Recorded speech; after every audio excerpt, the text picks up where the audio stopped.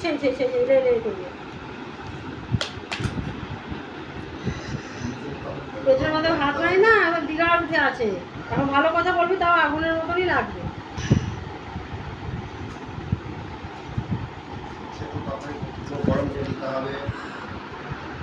খারাপ গরম করে নিজে গরম না, টেম্পার দেখাবে।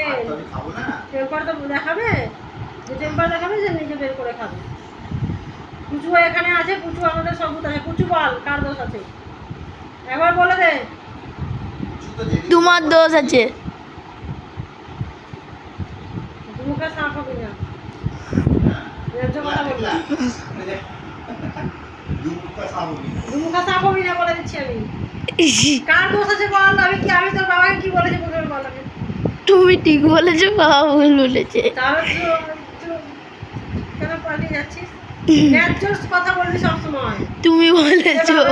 বাবা যদি খারাপ বলে বাবাকে বলবি, মা যদি খারাপ বলে মাকে বলবি, সবসময় ন্যায্য কথা বলবি। আর কুত্তাটা বলো। তোমাকে